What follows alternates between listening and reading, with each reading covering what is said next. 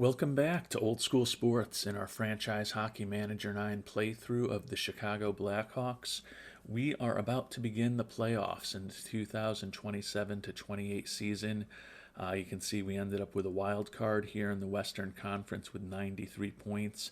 Only made the playoffs by 1 point over the Avalanche and the Oilers. But we are back in the playoffs for the third time in the 6 years of this playthrough. Very mediocre performance, obviously, making playoffs half the time. That's about what would be expected. In the defense of the Blackhawks, it was a hardcore rebuild when we took it over with one of the worst teams in hockey. So you could argue that 3 playoffs in 6 years is decent from that perspective. The odd thing is, though, that we won the Stanley Cup in our second season, which was our first playoff performance. So that was a big achievement, but it also makes you think that at this point, only making the playoffs 2 of the 4 subsequent seasons after improving the team enough that we won it all is not a particularly robust performance. But that said, we are back into the playoffs. Fans still not very pleased with us, but hopefully we can do a little bit of damage in the playoffs and get them back on our side. Team manager Rocky Wirtz is generally pretty pleased with us. Taking a look at the standings, was not a great year, even though we snuck back into the playoffs. You can see that minus 11 goal differential definitely indicates that a few of the teams that finished just behind us were probably better on the ice, but we won a lot of close games and then got blown out a decent amount also. But we are in the playoffs, and we've got ourselves a chance. Dylan Larkin, who's probably still our best offensive player at the age of 31,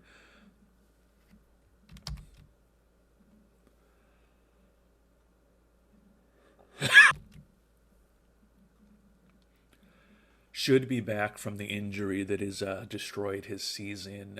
He's been injured since December, late December. Missed almost 4 months. But he should be back soon. You can see that 2 of the last 3 seasons have been completely disrupted by injuries, and he even missed over 20 games in the season that he was relatively healthy. So unfortunately, at this point in his career, his injury tendencies aren't horrible, but he is pretty banged up. But it'll be nice to have him back for the playoffs. Was hoping that we would be able to sneak in and get him back about then. And that's exactly what happened. Defenseman David Jiricek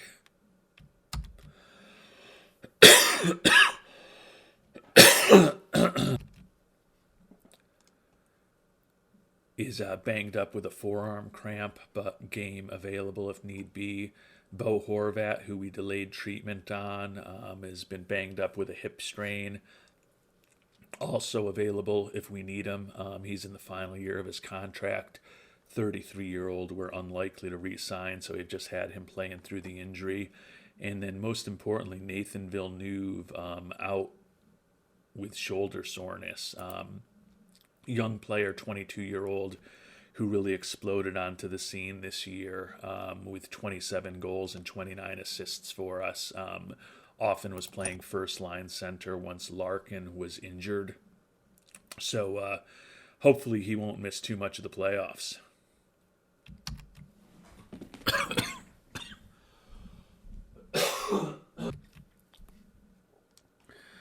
But other than those 3 players and Larkin, the team is relatively healthy. So as I said, hopefully we'll have Larkin back very shortly, and maybe we can do some damage with this team in the 2028 Stanley Cup playoffs.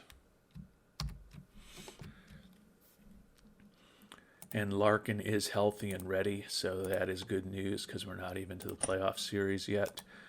So we will put Larkin back onto the active roster. And we'll have to cut somebody, but certainly willing to do that to make room for Dylan Larkin.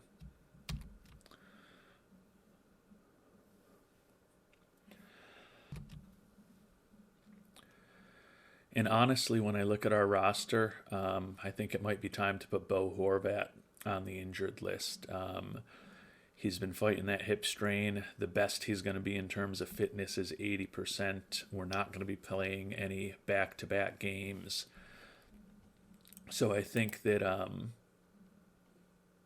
his career with the Blackhawks is over.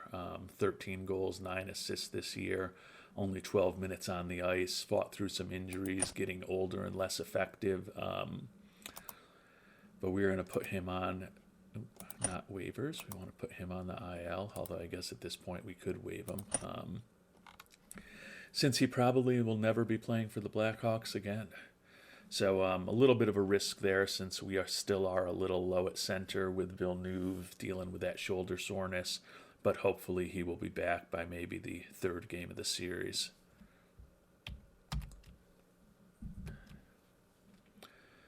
And Jaracek is now completely healthy. Also some good news. Not a lot of nominees for the big awards from the Blackhawks. The only nominee, in fact, is that veteran winger Mitch Marner was nominated for the Mark Messier Leadership Award. And Marner is guy who's had a good year for us. 21 goals, 40 assists. Little declining goal production from him over the last few years, but still 21 goals on our team is a pretty important offensive player. And he is also our captain, so obviously would love to see him win the Messier Award.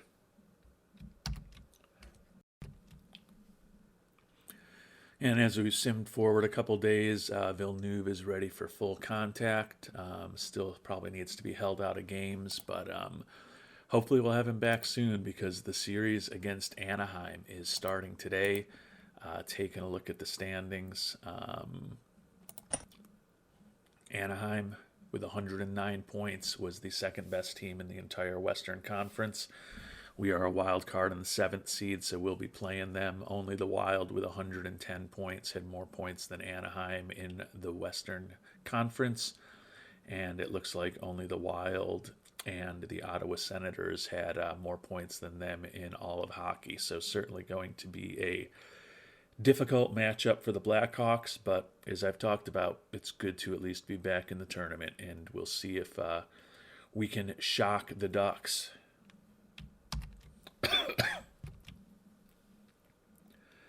And as we get ready to play Anaheim, our 3 scratches: Luke Coughlin, 23-year-old defenseman who is minus 12 on the year, played 57 games for us, but he did end up being a guy who wasn't playing as frequently as some of the other youngsters like Matteo Rotundi and even Jaracek when he was not injured, because those guys were a little more productive on the ice.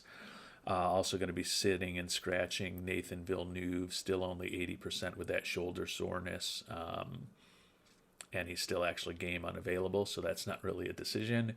And last and possibly least, Alex Formenton, the left winger, kind of was the 22nd, 23rd man on our roster all season. You can see he played only 33 games for us this year. He is in the final year of his contract, and we will be moving on from the 28-year-old this offseason. So 3 scratches for the Blackhawks. Quickly update the lines a little bit. I'm going to have Wallstedt between the pipes, and we'll see if our young franchise goalie can perhaps help deliver a surprising result to this playoff series.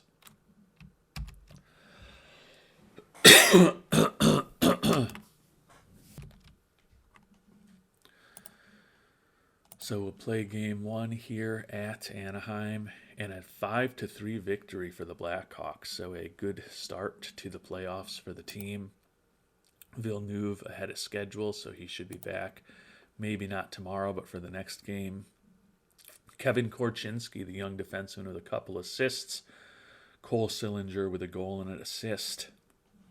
Also got goals from Erasmus Anderson, Lauri Paganaimi, and then 3 in the third when we really broke things open.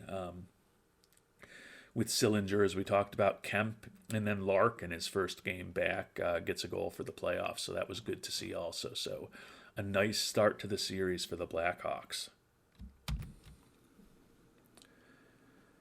And not going to do anything different as far as the lineup here for Game 2. Villeneuve is game available, but at only 80%. We'll try to get him healed up today and hopefully have him at full power, full strength for Game 3 at home. Certainly feel like we're a little bit ahead of the head of expectations, having won that first game. Obviously wouldn't mind winning Game 2 and really putting the pressure on the Ducks. We'll see what happens.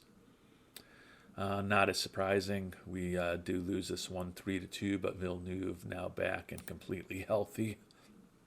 So that is positive. Got a goal from, excuse me, Quinn Hughes in the first. And got another goal from Larkin in the third, but it was too little too late as we were already down 3-1 by then. Actually, that's not true. It was a goal by Larkin in the third at 2-2 to tie things up, and then we lost the game in 2 overtimes. So we've put up a good battle against the Ducks so far in this series.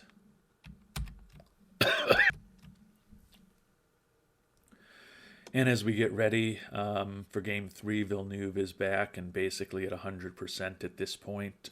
So we are going to get him into the lineup. Question is whether we take out Frank Nazar, the 24-year-old, was minus 20 on the year. Didn't get tons of consistent playing time. You can see less than 10 minutes per game as a fourth liner for us. But he is at 100% fitness. Sam Bennett is another kind of center who's third or fourth liner for us. Can see after we picked him up in that trade from Florida, was more productive with us than he was with the Panthers, with 10 goals and 11 assists, played 10 minutes a game. 94% is not really that bad. So we're going to put Nazar on the bench, get Villeneuve back in the lineup.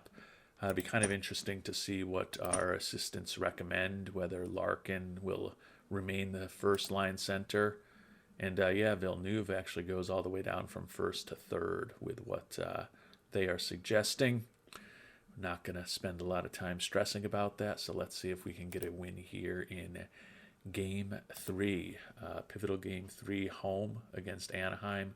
7-4 loss. So after that first win in the series, the very strong team from Anaheim has been taking care of business against us. We got a goal from Sillinger to start things off, and then goals from Sillinger and Villeneuve back in the lineup. So we had a 3-2 lead heading into the third period, and then it got very ugly with them scoring 5 goals on us, outscored us 5-1 in the third. Eklund did get a goal assisted by Larkin and Rinzel, but we are down 2-1.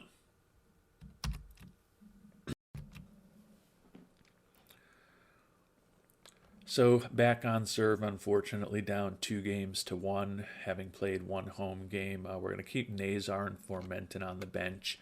We are going to make a change.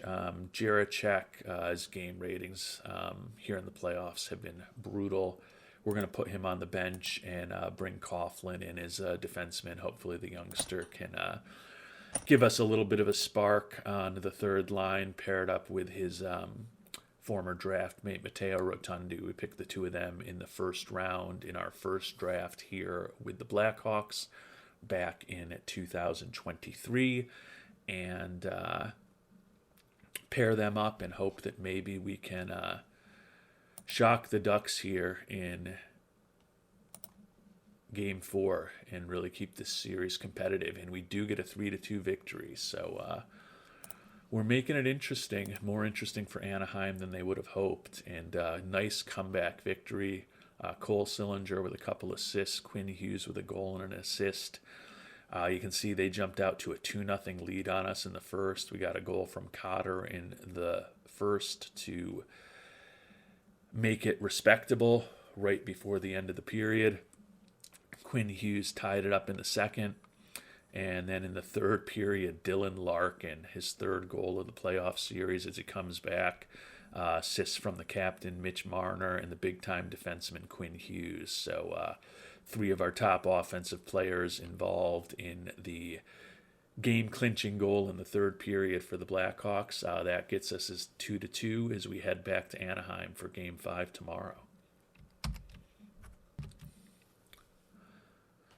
And don't see any reason to change the winning formula here for Game 4. Coughlin kind of was better rated than Jaracek had been.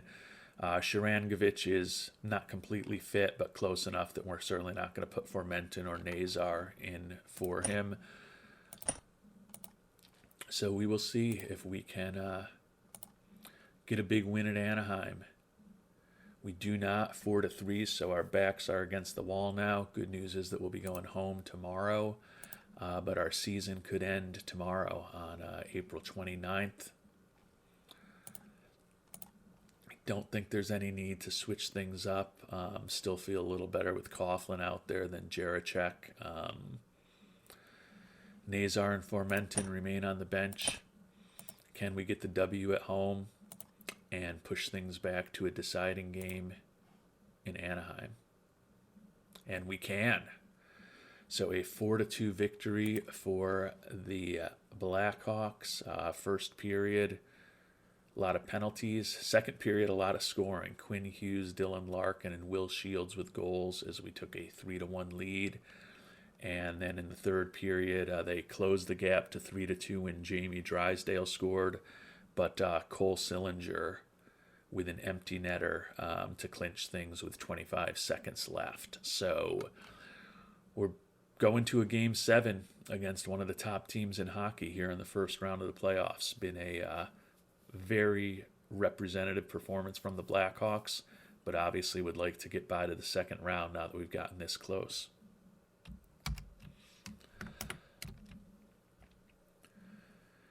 And before we move on to the game, we'll take a look at the development report for the month of April. You can see among young players on the team, Coughlin, Dubé, and Eklund all improved, along with a lot of players in our minor league system. Adrian Kemp slipped back a little. Goalie Samuel Urson in the AHL also slipped back a bit. But that is less important than what we have ahead of us, which is a deciding Game 7 at Anaheim.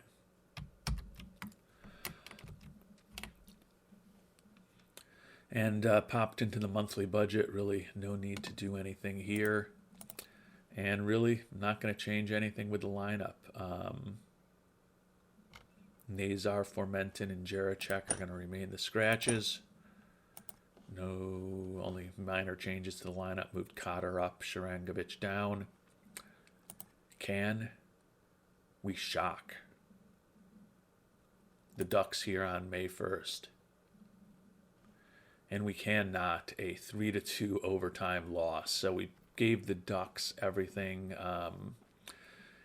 we possibly could have with a couple of overtime losses in the series. Ended up losing 4-3. As soon as the auto save here is over, we'll hop into the box score quickly and see what the damage actually looked like when all was said and done in that difficult 7th game of the series.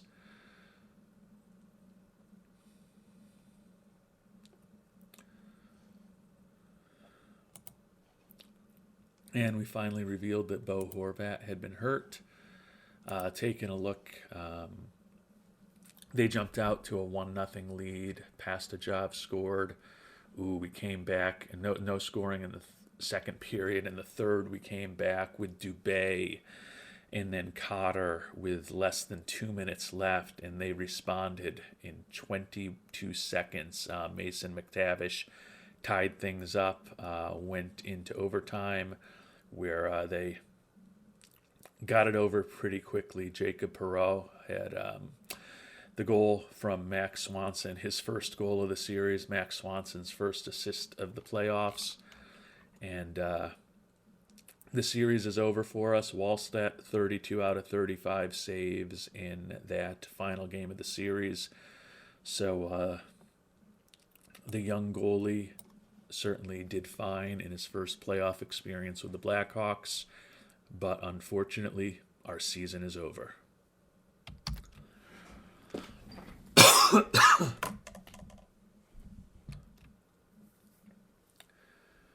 So the season is over for the Blackhawks here on May 2nd. Lost yesterday, obviously, to Anaheim. And as I mentioned, for a rebuild playthrough, 3 out of 6 playoff seasons is acceptable, but not great. The fact that we do have a Stanley Cup championship from the 2023 to 2024 season, I guess, makes things somewhat successful so far. Our job security is still pretty fine. Rocky Wirtz has given us a pretty long leash, even though we haven't done great. Certainly, that championship seems to have paid off big with him. Fan happiness definitely not great though. Upset that we lost in the playoffs, which I get. Would be nice if we got a little boost for getting back into the playoffs, but the 40 fan happiness is kind of around the number we've been lingering all year. Although we started only at 19, we did get a nice boost, and then we made some signings. But you can see we kind of peaked around 50s early in the season, and then been kind of lingering in the 40s most of the rest of the year. So the fans are not thrilled with me.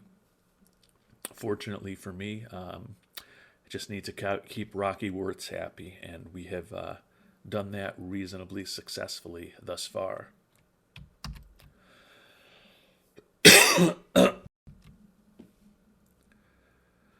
So with the season over, we're going to take a look back at our top and bottom performers, and also got a good suggestion from a frequent commenter, Colby Fraser, who wanted us to kind of talk about how we had acquired the players on the team. So as we kind of do the review of the roster, we'll talk about that a little bit.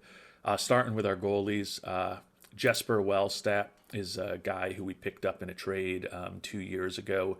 Had to give up two first-round picks to bring the young goalie onto the team, but felt like we really needed a franchise goalie.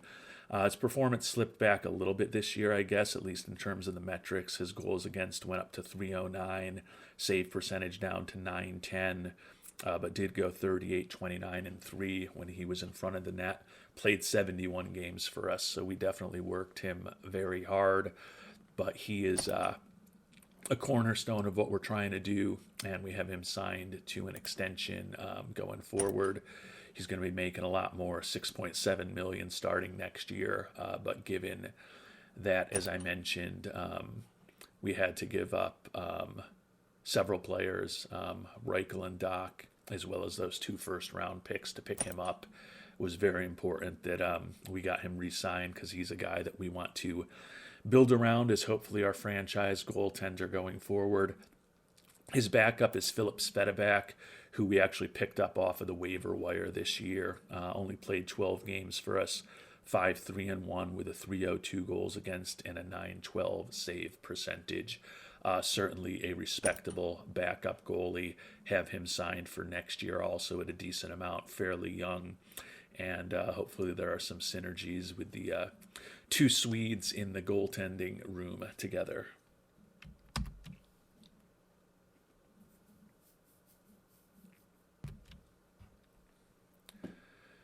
Moving to our defensemen, the cornerstone of the defensive unit is Quinn Hughes. He ended up second on the team in scoring for us this year with 59 points. You can see he has had a really nice run with us the last 4 seasons since we picked him up. It was a weird situation. We were very fortunate to get him. He was actually just waived by Vancouver. Early in the season in 2024, he was making a good amount of money already, and they apparently had some major salary cap issues, so they put him on waivers. We put in the claim for him. You can see we've re-signed him now to an extension about 2 years ago. almost $9 million a year. Very good offensive defenseman and somebody that is, at the age of 28, going to be a cornerstone of what we're doing for the next few seasons.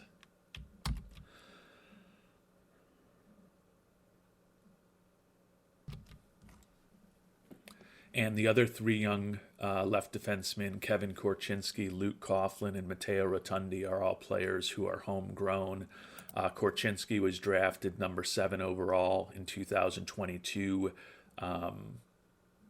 before we took over the sim. We took over in the fall of 2022. Pretty productive player this year, 13 goals, 31 assists. And then, as I mentioned, Luke Coughlin and Matteo Rotundi are players that we took with the 2 first-round picks we had in 2023. Coughlin minus 12 this year was a little disappointing. Rotundi a little better, only minus 4 in 72 games played. Hope that both of those youngsters continue to improve. But with Hughes, Korchinski, Coughlin, and Rotundi, really like our left defensemen as we head into the offseason.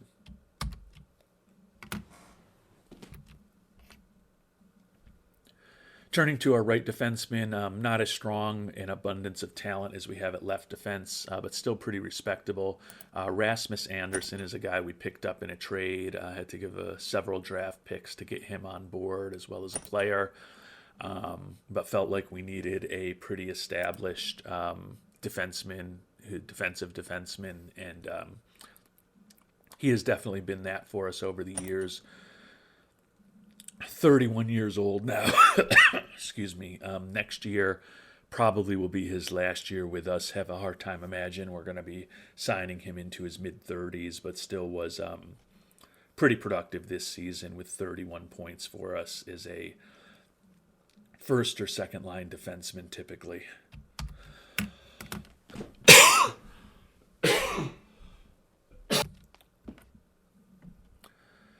David Jaracek is a guy who we picked up on waivers almost 2 seasons ago. Played 57 games for us this year with 15 points. Was +5.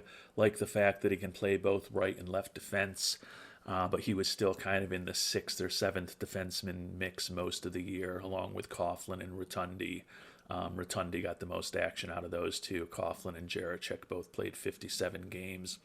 And then Sam Rinzel was our second first-round draft pick in 2022 before we took over the team. So another homegrown player. Took him from Division I hockey right to the NHL last year when he scored 19 goals.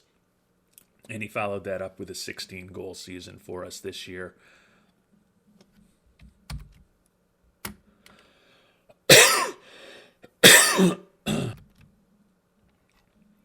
We have him signed to an extension, so expect the homegrown player to be a pretty important part of our team going forward. Moving on to our left wingers, and it's a little bit of a different situation here. Paul Cotter, guy who we've still got signed for another year at a pretty low contract for the 28-year-old. Can't remember. Okay, we picked him up on waivers from the Golden Knights, so another guy that we picked up on the waiver wire.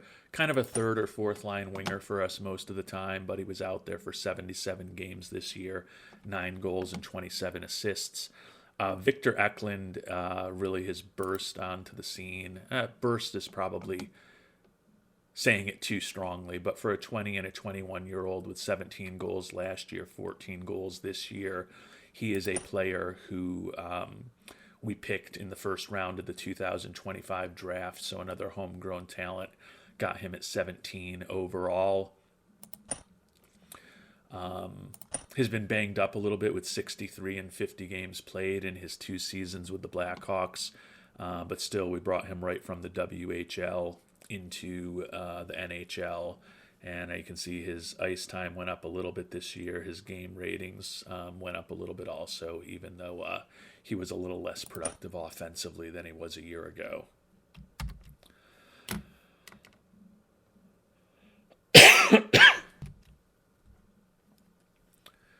We mentioned Alex Fermenton when we were in the playoffs, and he and backup goaltender Svedabak are the only players who didn't see any action in that 7-game series. Formenton is a guy we've had for several years on the team. Picked him up off of waivers from the Senators, and he has been with us for basically the entire playthrough at this point. Kind of thought he had more potential than he's shown. He did score 27 goals in his first season with us, but since then has never done more than 16. We only played him in 33 goals this year in the last year of his contract, and looking for pretty big money next year. So he will not be back. Check in quickly and see exactly what he's looking for. Yeah, over $5 million. That's not going to work for us for him in his late 20s. Sharangovich, we picked up as a free agent this past offseason. Felt he could give us hopefully a little bit of offense. Only 13 goals, did have 30 assists. Player that is probably making close to $5 million, signed for another 2 years after this season finishes up. Maybe a little bit overpaid, but left wing has been a bit of a problem for us over the years. And then last but not least, Mathis Dubé. He is another draftee of ours. Picked him in the second round in 2025. So Dubé had his first action in the NHL this year. Pretty much a fourth line player for us. Got a little over 12 minutes a game. Only 7 goals and 10 assists. But think he can definitely develop into a decent offensive player for us. He's only 21 years old this year, and think that he's got potential next year to be even better. So left winger's pretty set, just going to be moving on from Formenton in the offseason, most likely.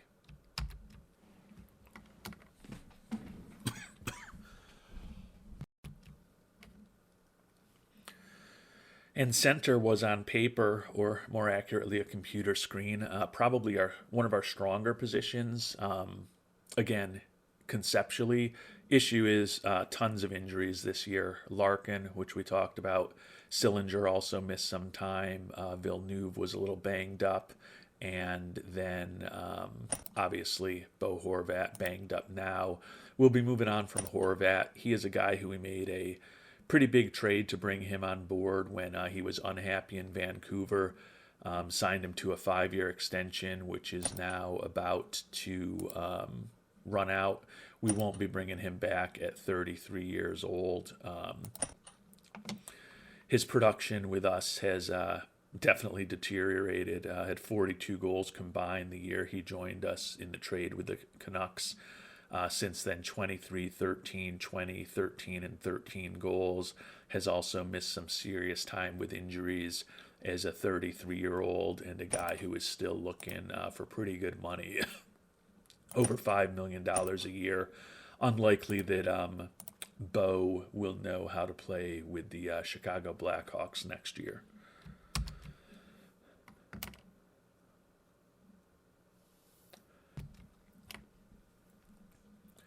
Taking a look at the healthy centers, Sam Bennett we picked up in a trade with the Panthers this year. When Larkin went out with the injury, just felt like we needed a competent professional NHL center, and he did give us that with 10 goals and 11 assists in 47 games. Unlikely that he will be back next year at the age of 32. He's also a guy who's looking for pretty decent money, $6.7 million a year. So money will probably be better spent somewhere else. Dylan Larkin was a big free agent acquisition for us. Signed him to a 6-year, $6.5 million deal. And when he's been on the ice for us, he's been very productive. Those first 2 years were incredible with 45 and 53 goals. Last 3 seasons, he's been really banged up. Next year, at the age of 32, will be his final year of that 6-year contract with us. Certainly still a dynamic offensive player. You can see even the last 3 years, he's averaging almost a point a game. The issue is that he's played only 123 games over those 3 seasons, so he's been out of the lineup about half the time.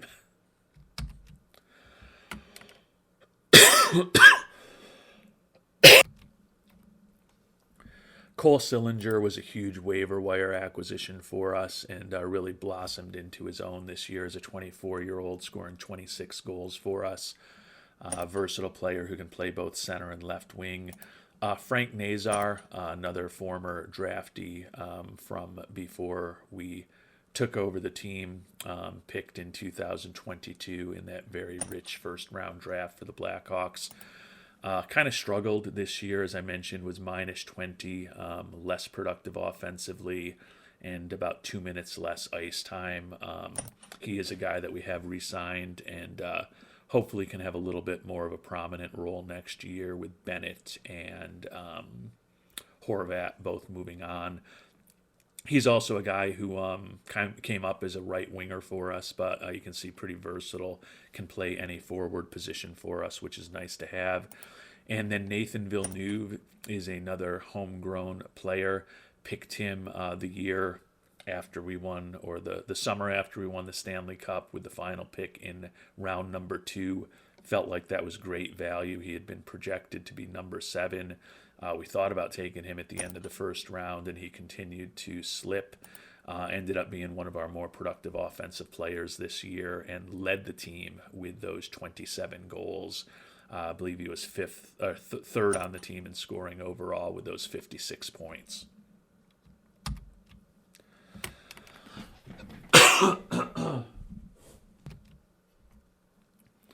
And last but not least, our right wingers, which are a pretty productive position group for us. Don't have any homegrown talent here, although, as I mentioned, Nazar kind of grew up as a right winger, although with the injuries, he kind of has evolved into a center this season. Will Shields was a former third-round draft pick from Buffalo, I believe. Toronto, a third-round draft pick from Toronto that they didn't sign to a second contract. So we picked him up as a free agent this past off season. The 36 assists, pretty solid. Only 3 goals. Definitely struggled to put the puck in the net and was minus 11, but is a young player who we have under control for a few years.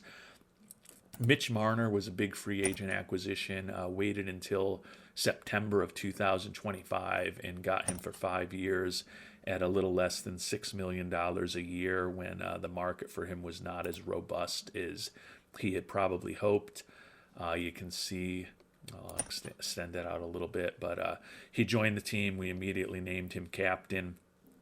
His production in terms of goal scoring has definitely declined from 32 to 29 to 21, but his 61 points led the team for us this year. So still a very important offensive player that we've got for another 2 seasons after this one.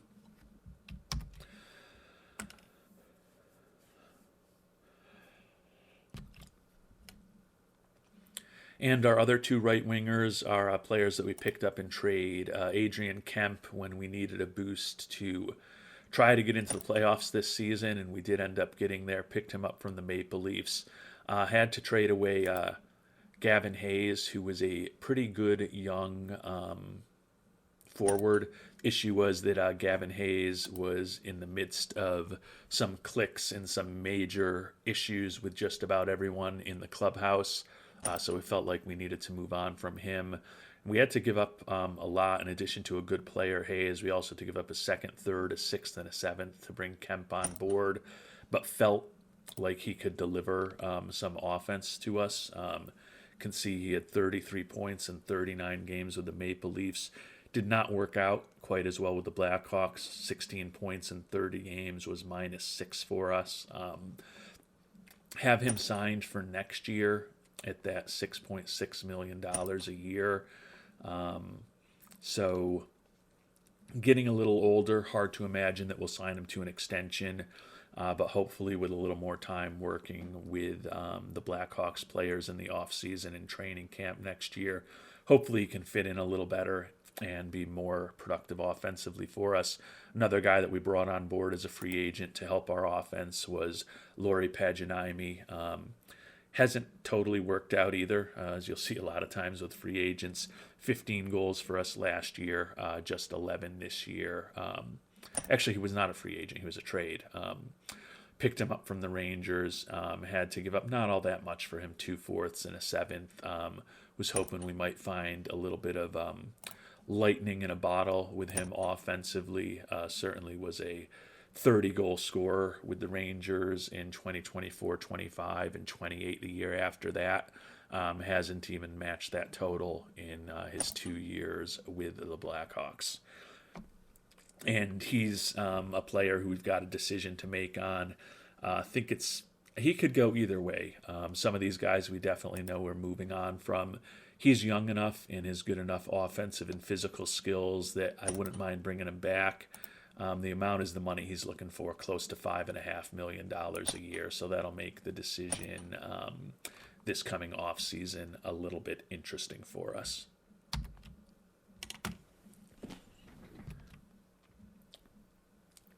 And so here at the beginning of May, the season is over for the Blackhawks.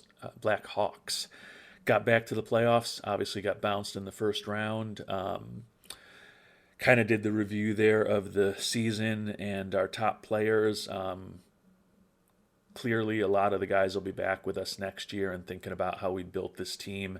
I'd say it's a pretty even mix between draftees, players that we traded for, and then players that we picked off on the waiver wire. So that's been our method for building the team so far, for what it's worth. In our next episode, we will find out who the Stanley Cup champions are, start preparing for the offseason, probably sign some players to extensions before they get free agents, and we'll also do a deepish dive on our prospects and our minor league players and take a look at some of the young talent that we've drafted over the past several seasons that hasn't made it to the NHL level yet. So until then, thanks so much for watching and hope you have a great day.